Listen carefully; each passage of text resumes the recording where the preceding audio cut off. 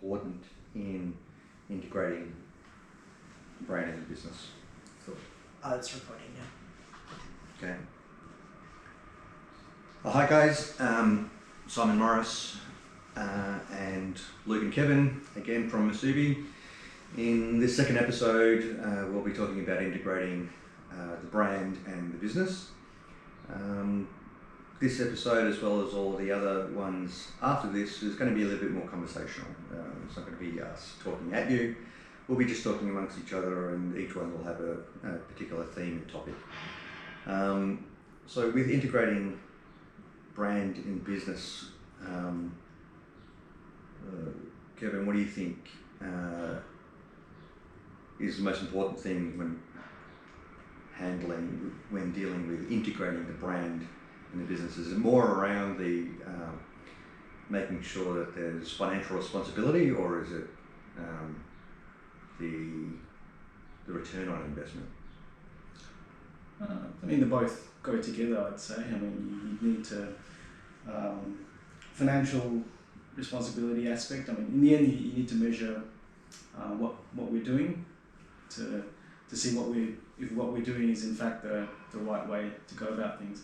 And no one thing can be done in isolation, really, because they all need to go hand in hand. Otherwise, one's going in one direction and which is purely financial, let's say, but may not be right for the brand, and vice versa. So if I've come up with a whole range of amazing ideas for the client, would it be, is it measured based on the cost of all of those things, or would it be measured on let's push the investment and invest more on some brand activity and campaigns and assets because it's going to improve our equity, or it will improve the return on investment. It will open up a new market. That's right. I mean, your wording sort of answered the question in a way, because you can view things as a cost. If there's a cost, then that's just what you spend, whereas there's an investment, then you want to look at what you're getting out of it, the return. You don't spend money for the sake of spending it. It needs to have a purpose, have a return, ROI, all that stuff. But I mean, it needs to feed back into your overall brand strategy. And so it's basically you don't want to be a bottomless pit of spending.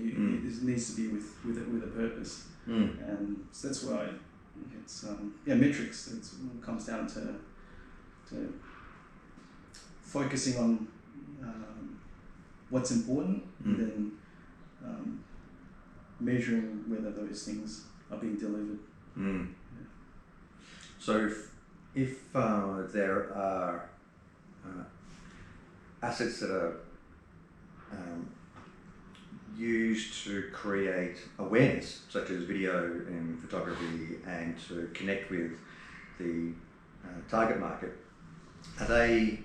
you reckon they would be seen, Luke, as a cost, or as more around as an investment? They're things that you need to do because that's what is required now. We've moved away from things that are very print heavy to things that are far more video focused. We've got, even now we're on video, but organisations will be using video more and more as specific tools to communicate the brand. Would they be seen as just a cost of doing business, or is it more around an investment into brand awareness and brand relevance and brand positioning? It depends on the company and what they need. Essentially, if you're worried about the cost of business, then maybe your business isn't actually focused heavy on that, and you don't need those assets.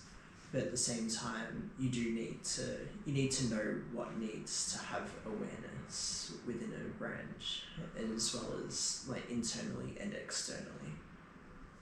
You may only need to just have a basic phone call without video, but whether it's the needs of your staff or if it's you need to see what's happening.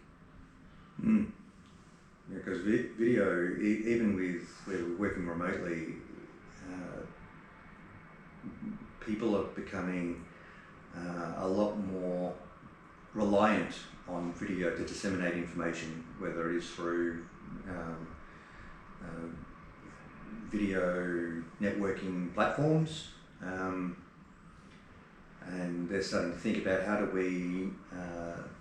we dress, how does my bedroom or office, home office or dining table, how does that look and feel, and how does that relate to the culture of the organisation, but also externally.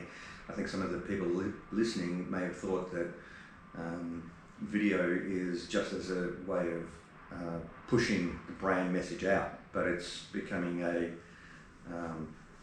way for two-way conversation. Yeah, like it's helping humanize the staff as well as the client.